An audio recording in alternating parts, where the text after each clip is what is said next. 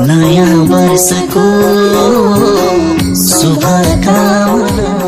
बटुवालाई छाया पाइने, निर्मायालाई माया पाइने, मनोहर काया पाइने, निर्दोषीलाई सफाया पाइने, गाईलाई घाँस पाइने, गरिबलाई घाँस पाइने, शोकमा आस पाइने, हिँड्दा बास पाइने, युवालाई रोजगार पाइने, श्रमिकलाई पगार पाइने, मौरीलाई घार पाइने, वर्गीय अधिकार पाइने, विकृति निकास हुने, चौतर्फी विकास हुने, सबैलाई आस हुने, विकास खास हुने, सकारात्मक सोच आउने, घरमा कोष आउने, युवालाई जोस आउने, वृद्धलाई पोष आउने, सामाजिक मित्रता छाउने, मनमा पवित्रता छाउने, विचारमा भद्रता आउने, तनमा स्वस्थता छाउने। यही छ हाम्रो नववर्ष 2082 सालको हार्दिक मङ्गलमय शुभकामना।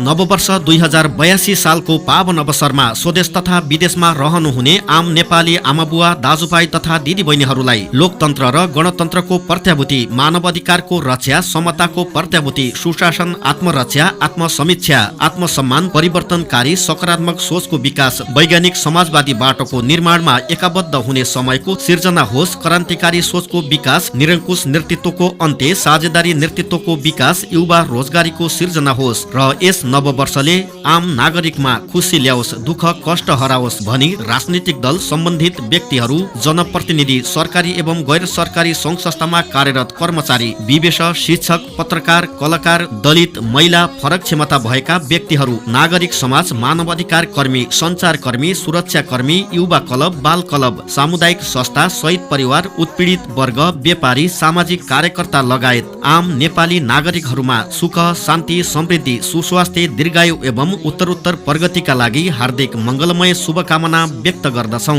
बसाइसराई, जन्म, विवाह, मृत्यु दर्ता जस्ता विभिन्न घटना दर्ताहरू 35 दिन भित्र गरौं। धर्मराज ताम्राकार ओडा अध्यक्ष, ओडा सदस्यहरू भद्रे कामी, पञ्चकन्या उपाध्याय, रेवती विक, कार्यालय सचिव सुनकेशा शाही, कार्यालय सहायक रविन्द्र विश्वकर्मा, खानेपानी व्यवस्थापक भीमराज विश्वकर्मा एवं सम्पूर्ण ओडा कार्यालय परिवार, खाडाचक्र नगरपालिका ओडा नम्बर 1 को कार्यालय मानमकालीकोट।